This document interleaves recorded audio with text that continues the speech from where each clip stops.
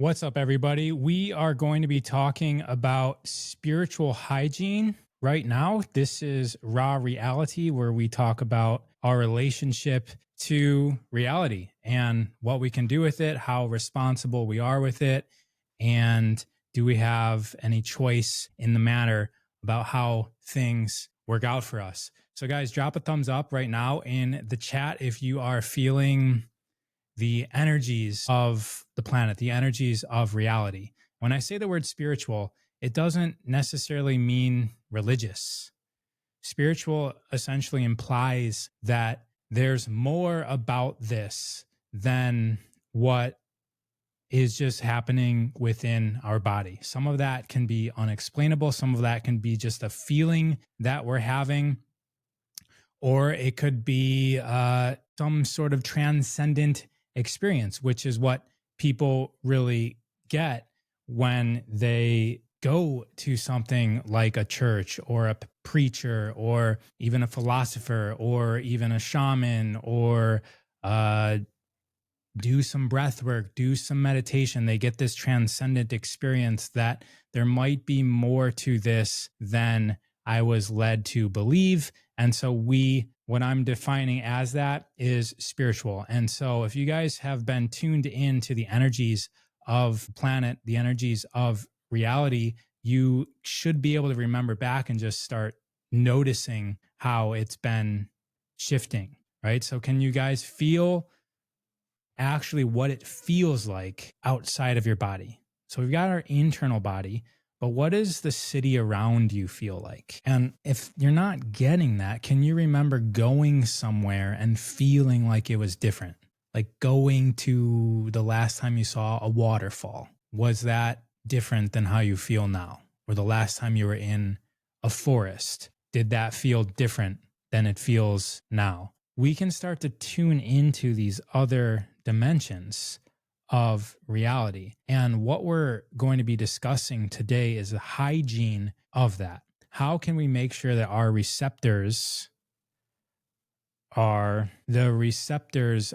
firing and clear and transmitting proper data? So if you're starting to feel like, sometimes I feel like I have brain fog, sometimes I feel like I have anxiety, sometimes I feel like I have low energy, that can be what's called spiritual static. And so the world is super loud. I'm just reading comments here. I'm not separated from my body. Yes, on vacation, I was lighter. I was on the water. It's heavy where I live. That's why I practice daily rituals. Exactly. The daily rituals will get rid of this heaviness. So Rachel's saying it's heavy where I live. The technology around us is heavy. The EMF, electromagnetic field or frequency around us, is heavy.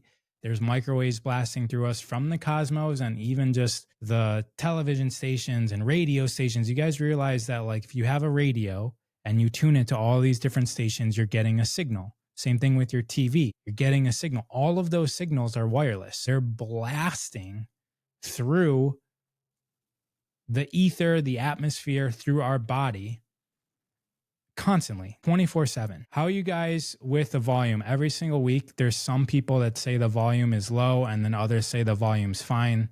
I literally have a microphone right here talking straight to my face, so it should definitely be okay. Not to mention I did a sound check beforehand. All right, so basically there's energy flying in every single direction, not to mention the planets are going around us. All right, someone's saying the volume's perfect. So just try the volume button on your phone or your device, wherever you're at.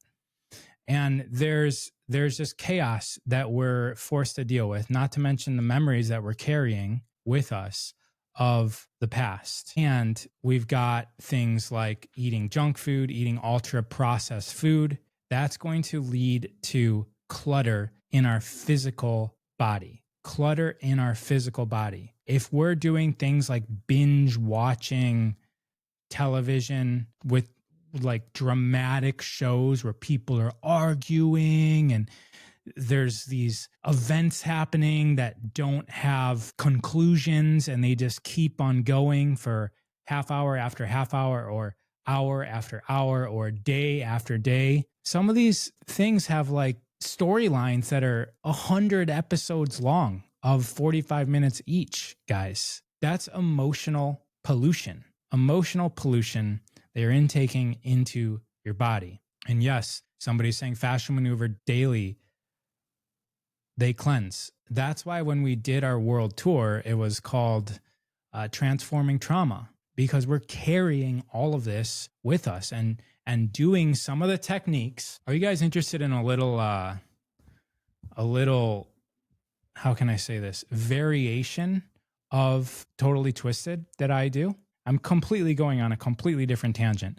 But since we're talking about spiritual hygiene and how it is in the body, and I'm going to get into a concept in psychology called the 4 E's, which is cool because one of the E's is embody. It means that we are consciously connected to our body. Our consciousness develops as a function of the body. All right, so somebody's saying, I am fasting from violent TV watching.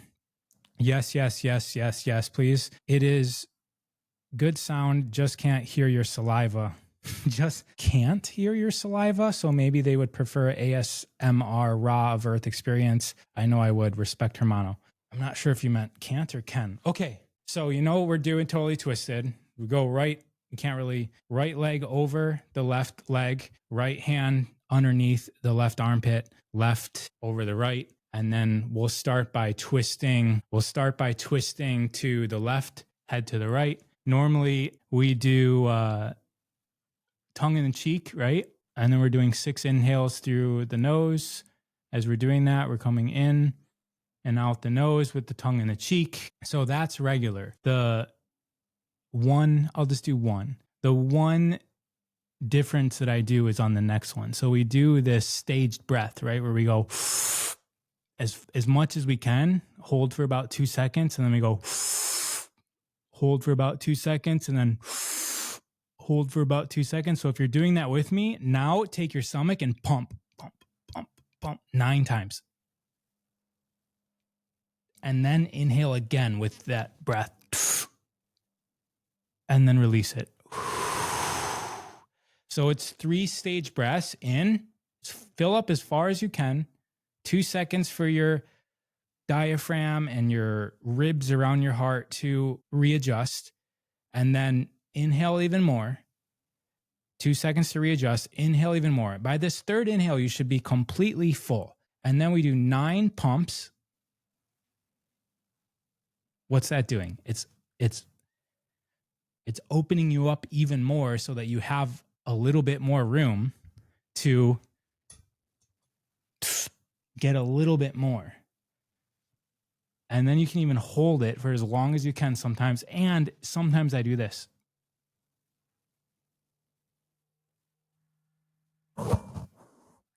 I essentially imagine my thoracic and I'm rotating around my thoracic. So completely filled up in this area, I'm rotating. Maybe do 3 in one direction, 3 in the other direction, release. And then of course, you guys know the drill. If you've been doing, if you're in on the human garage fascial maneuvers, the drill is that like that's a whole thing. So there's a lot of things that I do like that as well, but that's one of them. It's really good. And that also, guys, I got that from this book, The Something Keys. And I can't think of the name. It's right at the tip of my brain. The name of the author is Neville Goddard. I think I got that from Neville Goddard, where he's talking about how to reduce anxiety is you inhale, hold for 2 seconds, inhale, hold for 2 seconds, inhale, hold for 2 seconds, stomach pumps, and then inhale, hold for 2 seconds and release. And that's going to get rid of anxiety. And sometimes before I go on stage, sometimes like all of a sudden I get a wave of stage fright and I do that, it goes away. So now all I did was add the pumps to the end of the stage breathing and it's good. TV is terrible. All those Love Island type shows, people just hooking up and drama, almost teaching the younger generation that is the norm. Exactly. that all ties into this, right? Because then they go out and they buy the purses, they buy the dresses, they buy the makeup. It's like all like, I'm deficient. This person's not going to love me if I don't have this thing. And it all just ties into the system. Okay, so back to if you felt foggy, irritable, unmotivated, and then imagine like if you just did what I just did, you do fascia maneuvers, you do meditation, you take a walk in the forest, you go for a run, and then you feel lighter. What is that? That's the power of your energetic body being cleansed. You are the tuning fork that is going to then go in and shape reality. There's this concept called the collective unconscious. That's Carl Jung. And essentially, there's this, I'll call it feedback. I don't know if causation has anything to do with it, but I'll actually say connection. There's a connection between what's happening around us and what's happening within us, right? This is that old law, natural law called as above, so below. And it's connected to the planets. It's connected to our reality. It's connected to our thoughts. It's connected to our emotions. Thanks for sharing. Thanks for the passion today. I love breathing exercises when you do stomach pumps. I made space raw. The most exciting landscape to me is the imagination that made so much space in my head. I saw Djokovic did this exercise during a match on Wimbledon. Exactly, Ra.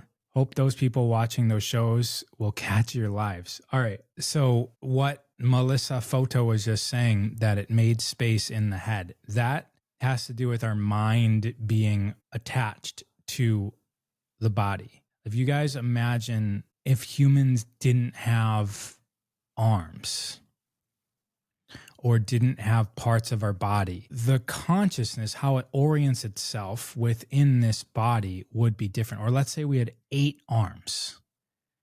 We would think about the world differently.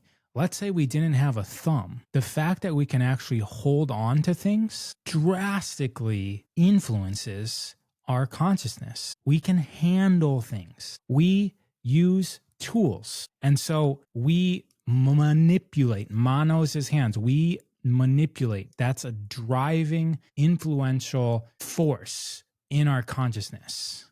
If we did not have this ability to handle things, our consciousness from my gnosis would be different. We would be just going out on a limb here. We would develop other aspects of our psyche that could, I'll use the term that we use, that's named after our hands. We would handle or manipulate reality, maybe less physically, like less force, less tools, less mechanics than we do now, because we wouldn't have the ease to do it with our hands. And so moving around the body changes the space in the mind. Okay, so that's one. Here's another one that's really good to just like, so you don't have to do totally twisted or even do the stomach pumps. You could do this at your desk. You could do this while laying in bed.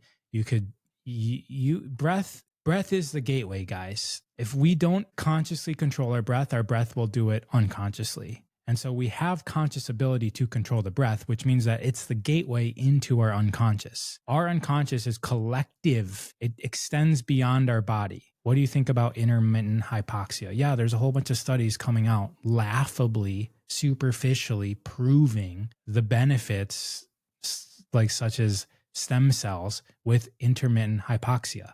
Guys, this has been going on for thousands of years that we know about. It's probably out of this world historically. It's probably come in through the collective unconscious to ancient yogis and all of these practices of intermittent hypoxia, which essentially means holding your breath, controlling your breath so that you're not breathing normally. So there's hyperventilating, and then hypoxia is less breathing.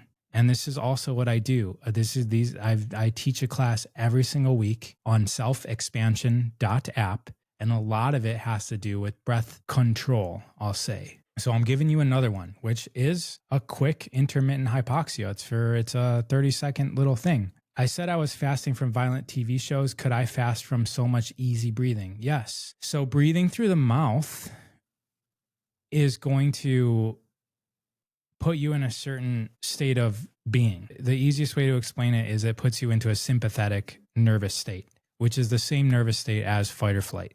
And then, so if you're breathing through your mouth, you're a mouth breather, which is what I do when I speak. It's really difficult, challenging to breathe through your nose while you're speaking.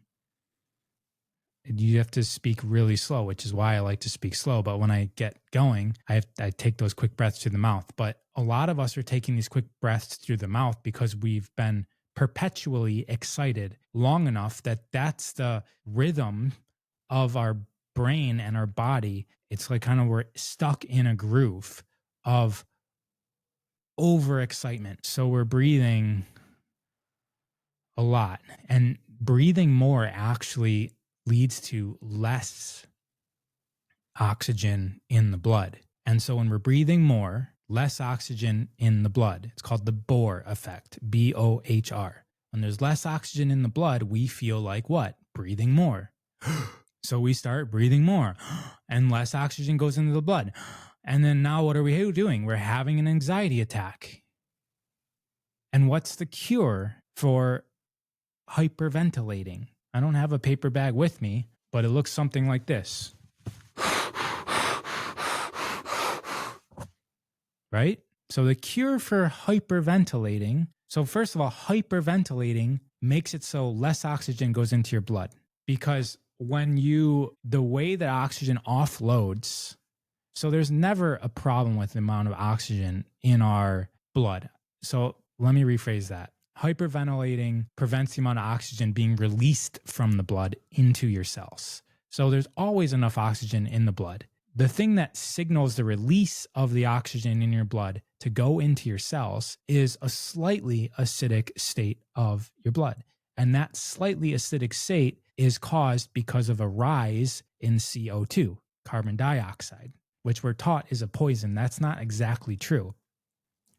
It's a signal to our body that, like, okay, we need more oxygen. And so if there's not an increase or a more acidic state of the blood because we're breathing too much, then there's just a bunch of oxygen in our blood, but none of it's being released into our cells. And then that makes us breathe more and more. And if it's on a less perceivable level, we're just anxious. But if it gets out of control, then we're having a full out anxiety attack and we're choking, essentially, we're drowning. And so the answer is to exhale your little bit of CO2 into a bag and then inhale more of that CO2 and then exhale it into a bag and inhale more of it. So even though you're still breathing fast, you're breathing less and less and less oxygen and more and more and more CO2. And then that means that more and more oxygen gets unloaded into your cells. There's so much paradoxes like this in the human body, guys, so much.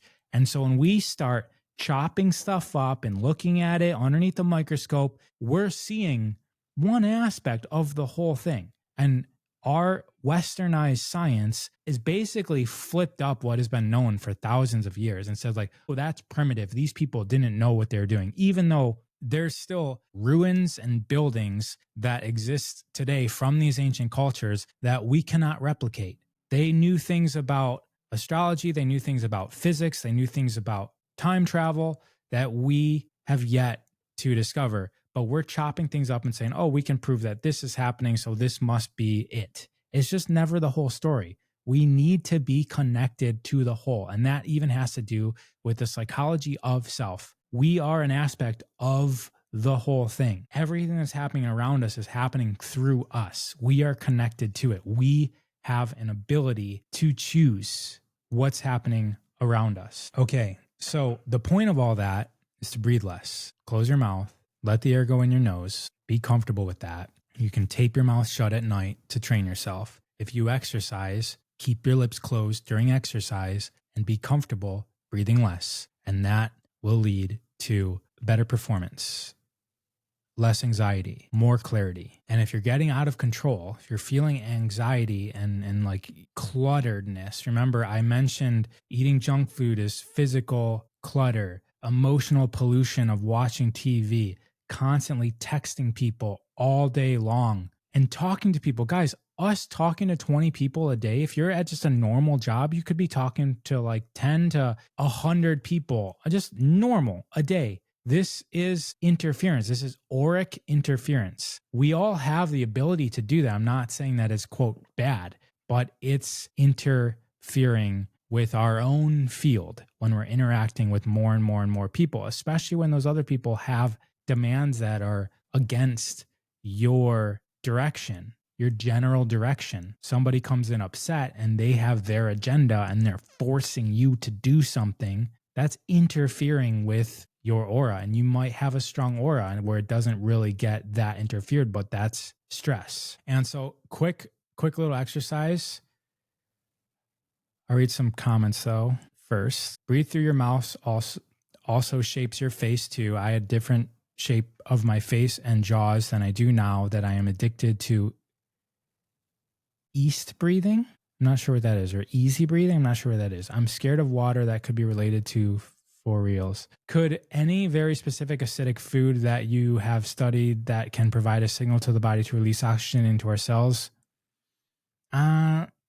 There's things to do that, like to like hydrate or hydrogen, but I'm not an expert enough to speak at that. The giant doors at your European trip with your wife shows we were giants once. Of course. We coexisted with giants, yes. I find myself holding my breath during the day, probably not the right kind of breathing, less. It depends. If you're holding your breathing out of stress, tensing up, then that's not helping your harmony. But if you're just breathing and you don't need to breathe and so your body just takes a rest, that's okay. Especially if you're consciously doing it. You just let the exhale happen and then you just hold it for a few seconds and then your body just determines it needs to inhale again and then it inhales. So here's another breath work. You just need 1 to 3 rounds of this. You inhale through the nose for 4 seconds. Hold for 4 seconds. And then through the mouth, audibly or not, you exhale for 6 to 8 seconds. And it should be like you're fogging a mirror.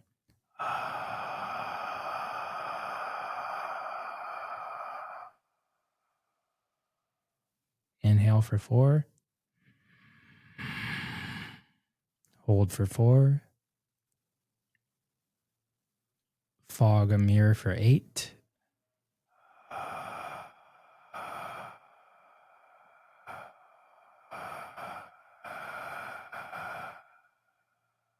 One more time. Inhale for 4. Hold. Fog.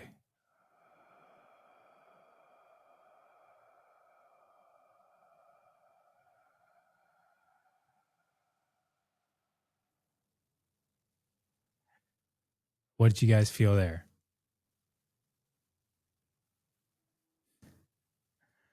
I mean, the change that it made in my head with the clarity is amazing. Okay, Lucy's asking, what do I think of oxygen in a can? So there are oxygen getting into the body at varying amounts does impact our performance. So one of the ways that that's done is going to elevation where there's less oxygen, but also there's less atmospheric pressure there because there's less density of the air. It's kind of like if you go into the ocean and you go down, there's all the pressure of the water because it's like, imagine all this buckets of water stacked up. Like if you go 20 feet under the water, imagine 20 feet of 5-gallon buckets stacked on top of your head. That's what water pressure is. And when you come up, there's less and less 5-gallon buckets on your head. If you just go 3 feet under the water, there's just 1 on your head. And that's the difference in pressure. It's the same thing with air. So if you go up in elevation, there's less air pressure, less oxygen,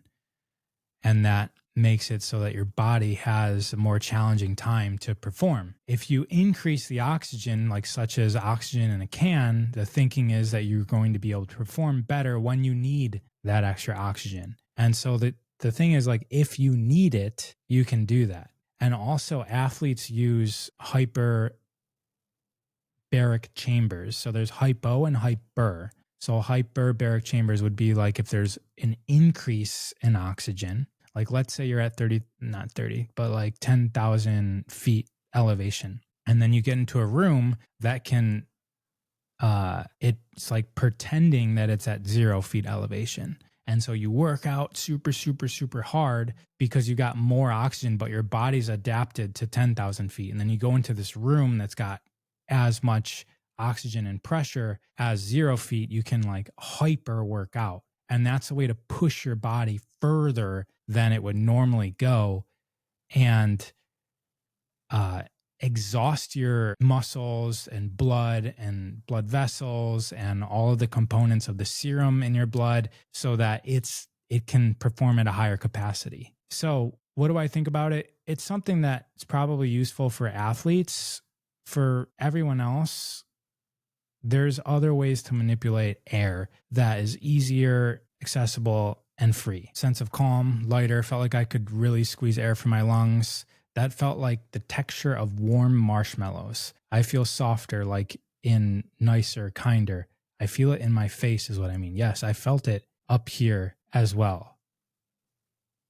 And so another thing that we can do in terms of spiritual hygiene is take a tech break. And I would start with 24 hours. No tech.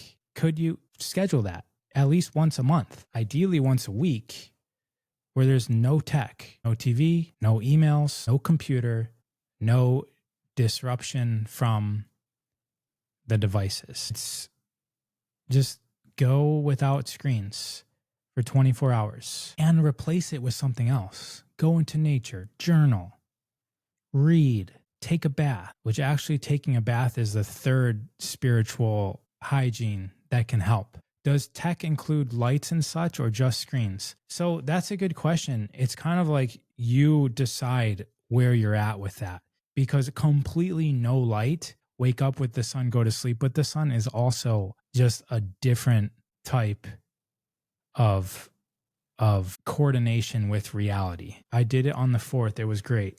The 4th of July. That sounds cool. So create something, draw, build something with your hands. So the last thing is salt water. So think about ocean. That grounds us, that clears us even more. A salt water bath will do the same thing, or even like a salt scrub in the shower that you can use.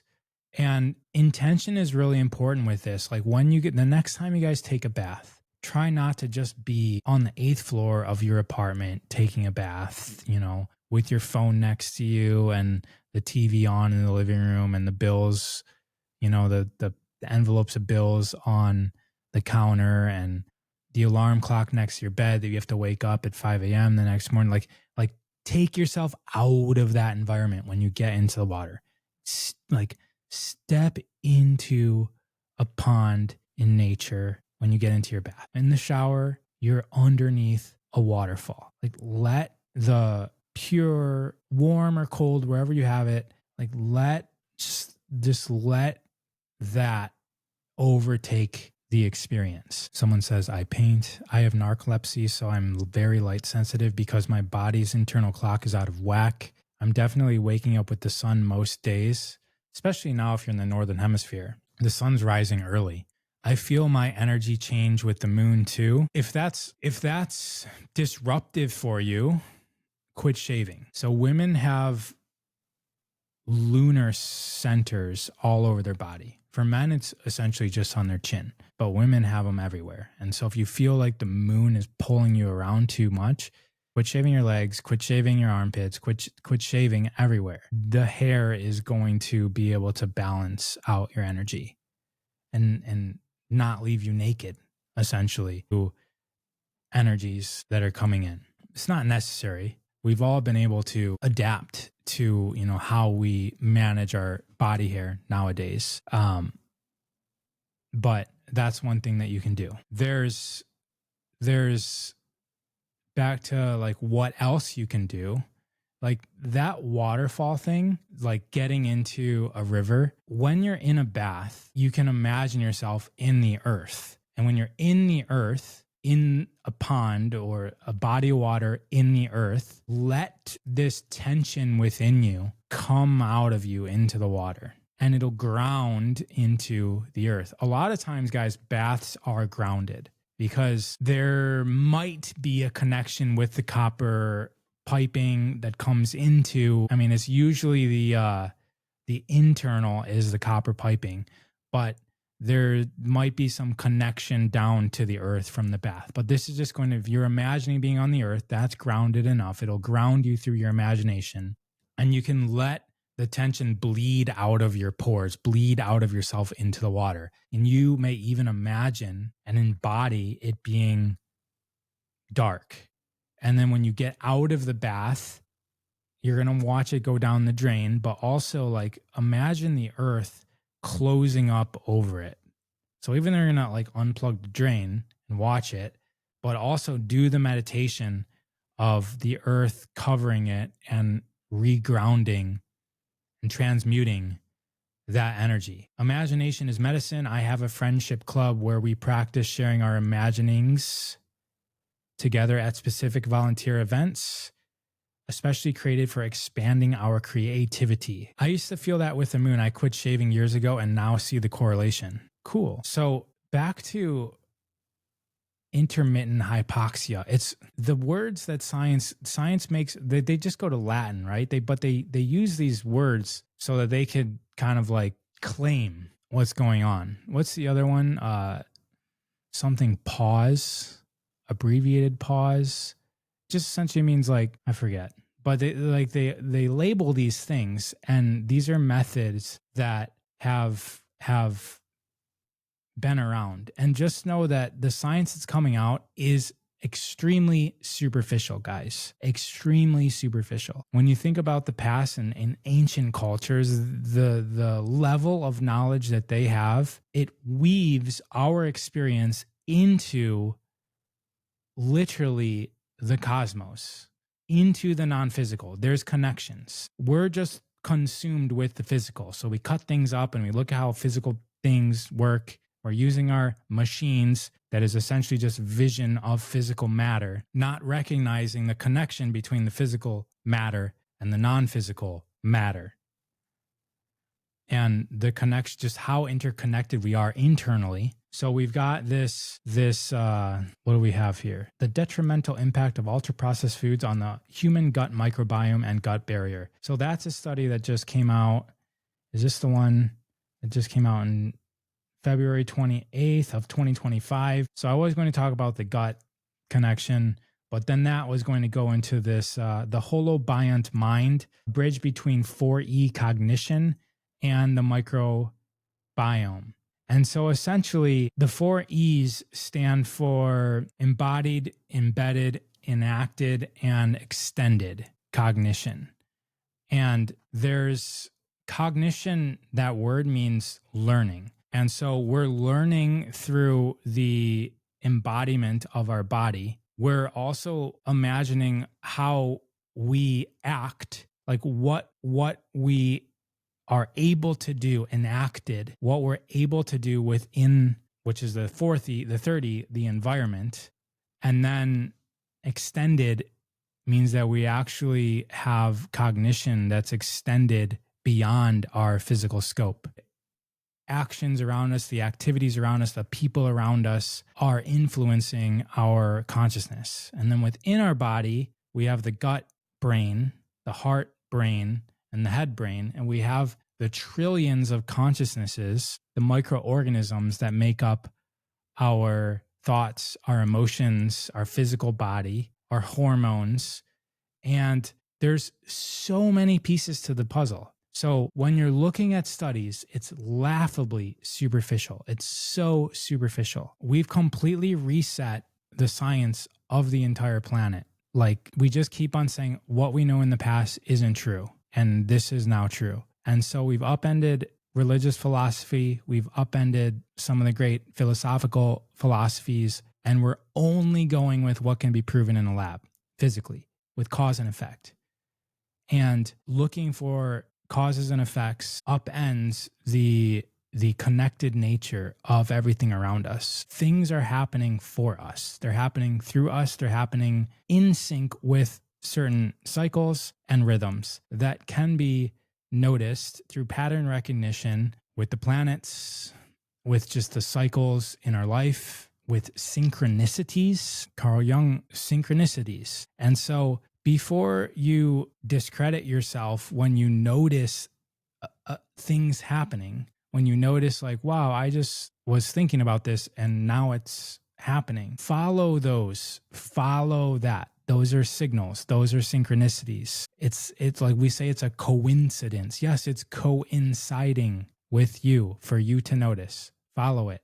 Things stick out to us for a reason. We are electric beings and water moves electricity 4 times faster than any other wave. We can let the electricity flow out of us and into the water. Can you save this live, please? Yes, it's always up. I've started a fan club already. I don't shave. How did the moon affect you? I feel like I'm half werewolf because I sleep less, wake up way more with the full moon leading up to it. So guys, before we start thinking that we're wrong, the sleep once a day thing is just a program. Like us sleeping 8 hours a day is a program. If you look into the animal kingdom, they don't do that. If we didn't have to work, we wouldn't do it either. Tribally, it wouldn't make sense to do it either. We would sleep a little bit, get up, do things in the middle of the night that doesn't make sense to do in the middle of the day, go back to sleep for a little bit more, get up. Sun's up now, so we work around a little bit, then we go to sleep. It's called siesta in a lot of the world. Take a nap in the middle of the day, get up, stay up, socialize, watch the sunset, go to sleep again. Like polyphasic sleep is different than the 9 to 5 work schedule that we've implemented into this corporate America, but it's also okay, and I would even say normal and more beneficial for us. When you are sleeping 1 time a day, you're awake and then you go to sleep. There's a humongous gap between the awake and sleep. If you're awake and then sleep and then awake a few hours later and then sleep for a few hours and then awake a few hours later and sleep for there's a lot more bleed over from the dreams, from your psychic thoughts, your emotions, downloads, as we call them. There's a lot more bleed over into our consciousness if we're going conscious to unconscious, conscious to unconscious, conscious to unconscious more often. Rather than what are we doing now? We're waking up, looking at our phone, going straight into alpha. Phone, make breakfast, go to work, get in the car, fight traffic, text while I'm doing that, and think about the things I have to do at work and after work. And so I'm just like juggling all of these tasks. I work all day long and go home, do the things I need to do the things I need to do. Okay, it's time to relax. How am I going to relax? I'm going to watch TV. And then after TV, I'm going to check Instagram. And then your head hits the pillow, and then you sleep and you wake up in the morning and you can't even remember the dreams because it's so far away from like snap into telephone mode and look at bills and look at this and look at that, make decision on this. Your dreams are not accessible to you. The collective unconscious is not accessible to you. The prophetic nature of the symbolism and the guidance within your sleep realm is not accessible to you. If you're sleeping a little, get up, sleep a little, get up, you're much more even. And even if you're only sleeping once a day, you can extend that by not looking at your phone as soon as you get up and not looking at your phone right before you go to sleep. Extend that as much as possible. Get up, let your brain go from your deep, restful sleep up through the levels of brain waves to alpha slower. Stay in theta for longer. Am I saying that right? I'm thinking beta. Every single time I said alpha in the past, I meant beta. Yeah. We're like if you use a muscle in a certain way, and maybe it's a malfunctional way, eventually that range of motion gets really tight because the body's just getting used to going in that certain range of motion, and it starts to calcify. And so if we're using our brain in a certain way, in beta, not alpha, so every time I said alpha in the past, I actually meant beta. We're using our brain in this beta brainwave frequencies. Our brain just stays in beta. And maybe when we sleep, we don't even go down through the layers to get down to the deep restful state and then go back up. We're just like completely stuck in beta. And so we wake up not rested and we're chronically fatigued, chronically anxious. And so what's the cure for that? Take a pill, right? because that's what science does for us. I would have been a good nighttime firekeeper in our ancient ancestor times. I feel like growing all my hair has increased my field of frequency. It definitely has. Polyphasic sleep does not fit into capitalism. You make so much sense. You are the most righteous how come I can't pronounce this word? Indigenous human being I ever met. I'm assuming you believe dreams are spiritual, yeah? Spiritual, not religious spiritual, but spiritual meaning something else that's connected. It's connecting outside of ourselves. The way that it's taught in the school when I went to psychology was like, it's just an interpretation of what happened during the day. Debatable. I believe it's definitely something beyond physical, so spiritual might be the right word. I had a dream last night that came true in my daytime, to the exact color. Had a dream I was confirming cables were not mine on a construction site. I did exactly that to consuming multicolored cables were not mine. So you were basically saying like, hey, those cables aren't mine. And then it predicted the future. Yeah, yes. The dream can predict the future if you're one with God. I can create a fasting perception for my consumption of air and sleep. I love you, man. You already got me seeing the OCD hoarding diagnosis as something completely different, and my life is lighter. Also, Harriet Tubman had narcolepsy. She said she got visions from God. Is there a technology that could truly measure which state we are in, theta, beta, when you seem to be of the opinion that technology is measurably affecting? I think there is. I think that's relatively easy to figure out. I don't have the exact answer for you. So, in closing, thank you for being here. And I invite you to incorporate some sort of spiritual hygiene into your life. If you're working all day, go outside, put your feet on the ground. That's another example. People are now like putting their face in bowls of ice water. It's another example. This is like, imagine doing this in a river. That's what we're replicating, right? But like science is like, oh, it's this thing and it does this stuff. And it's like, yes, we've been doing that before the walls. So just start to reflect on who you are underneath the static, like beyond the distractions. Commit to connecting with you. Remember, like after we did that 4-second in, 4-second hold, who's that person? That's the person who I think we'd all like to be co-creating with.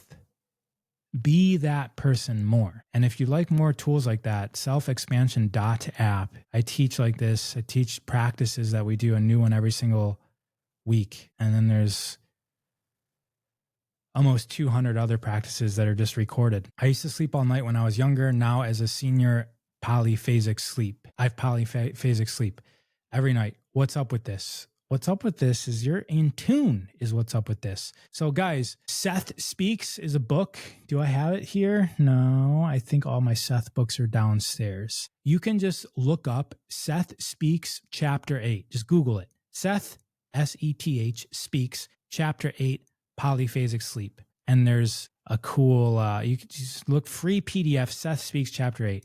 And then find the book called Seth Speaks. Go to chapter 8 and read it. It's all about polyphasic sleep from a perspective of a oversoul.